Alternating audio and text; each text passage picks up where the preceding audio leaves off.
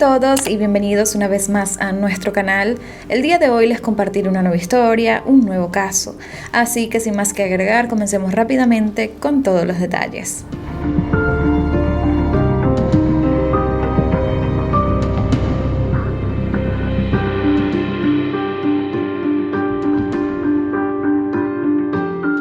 El 6 de marzo de 1959, Candace Elaine Rogers salió de su casa ubicada en el vecindario West Central. Ella había salido a vender unos caramelos. Candy, como era llamada por sus seres queridos, era miembro de Camp Fire Girls, que es un club similar a Girl Scouts, donde generalmente hacen actividades al aire libre y venden golosinas para recaudar fondos. Candy era hija única y para el momento de los hechos tenía 9 años y participaba frecuentemente en estas actividades. Sus padres la dejaban salir sola a vender los caramelos sin problemas, sobre todo porque para esa época era una ciudad muy tranquila en la que se podía ver a los niños jugando libremente fuera de sus casas. Como cualquier día normal luego de volver de la escuela, cerca de las 4 de la tarde, de ese 6 de marzo, Candy salió a vender sus mentas. Pasaron las horas y sus padres comenzaron a preocuparse porque Candy no regresaba. Pero la angustia fue mucho mayor cuando llegó la noche y la niña no volvió a casa. Debido a que esto no era común en ella, sus padres acudieron a la comisaría más cercana para denunciar su desaparición. Teniendo en cuenta de que tan solo era una niña de 9 años, las autoridades actuaron rápido e iniciaron una búsqueda. La búsqueda de Candy comenzó esa misma noche. Muchos vecinos de West Central se unieron a la búsqueda en bosques y arroyos. Un par de días después se encontraron las mentas que vendía Candy y estaban esparcidas en una autopista, de la cual quedaba a escasos 5 minutos del vecindario donde vivía la pequeña, con lo cual la policía pensó que probablemente Candy había sido raptada y llevada a algún lugar del norte de la ciudad. Los días siguientes, la búsqueda de Candy se hizo cada vez más grande. A la policía local se unió la Fuerza Armada y la Marina. Incluso se estableció un puesto de mando en la localidad para recibir información y coordinar la búsqueda. Candy estaba siendo buscada en cielo, mar y tierra, ya que también había oficiales y voluntarios buscándola a pie y a caballo. Lamentablemente, mientras se realizaba esta búsqueda, un helicóptero de la Fuerza Aérea tuvo un accidente luego de golpear con unos cables de alta tensión y allí fallecieron 3 personas. Pese a este hecho tan desafortunado, la búsqueda de Candy tuvo que seguir en pie.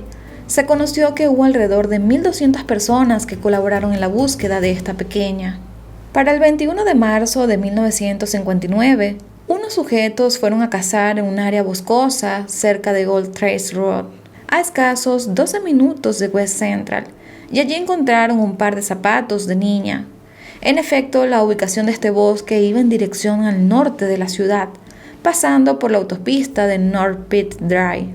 Con esta información, la policía trasladó al grupo de búsqueda cerca del área y tan solo unos minutos después de adentrarse en el bosque, encontraron el cuerpo de Candy enterrado bajo unos matorrales. La autopsia de la niña arrojó que había sido estrangulada con un pedazo de su propia ropa y además tenía signos de haber sido abusada sexualmente. Una vez que se descubrió el cuerpo de Candy, las autoridades comenzaron a colectar pistas y evidencias de la escena, así como testimonios. Debido a que la niña había sido abusada sexualmente, las autoridades buscaron personas que tuvieran antecedentes penales por este delito.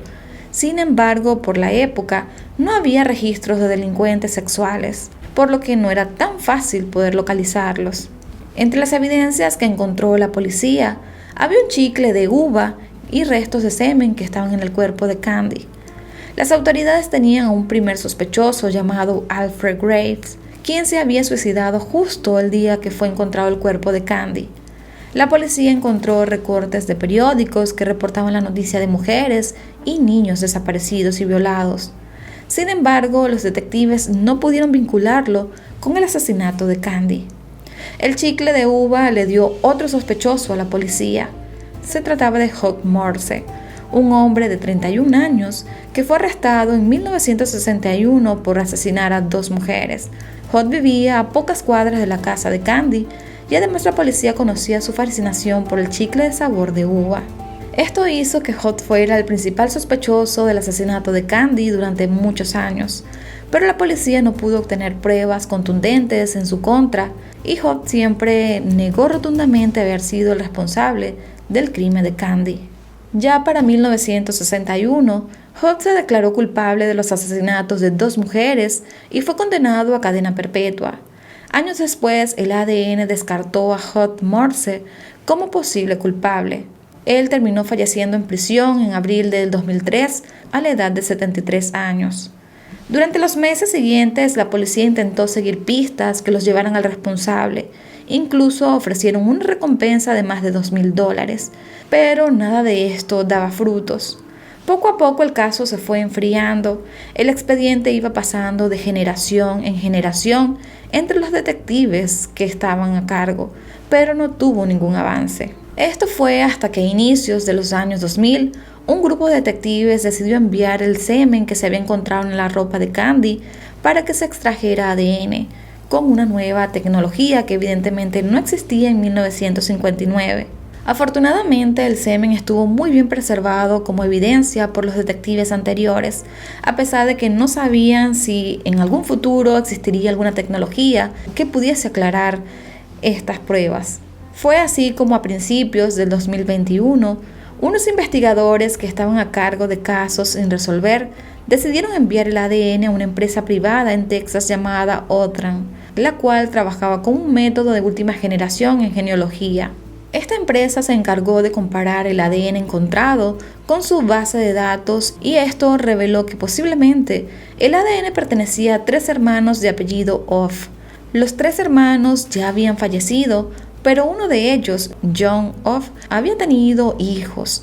Así que la policía se contactó con la hija de nombre Katie para preguntarle si podía someterse voluntariamente a una prueba de ADN para comparar. La mujer terminó aceptando sin problema y el 1 de mayo de 2021 dio su muestra de ADN a la policía. Meses después, la policía recibió unos resultados abrumadores. Eran 2.9 millones de veces más probable que el ADN de Katie estuviese relacionado con la muestra del semen. Es decir, la coincidencia de su ADN con el semen encontrado en la ropa de Candy era muy alta. Sin embargo, las autoridades querían confirmar que John Off era el responsable, por lo que solicitaron una orden para exhumar el cuerpo y extraer el ADN. Así fue como se realizaron los análisis y en noviembre de 2021 los resultados arrojaron que, en efecto, el semen encontrado en la ropa de Candy Rogers pertenecía a John Off. John era un hombre de 20 años para el momento del asesinato. Este residía a 1 milla del vecindario de West Central, donde estaba su víctima.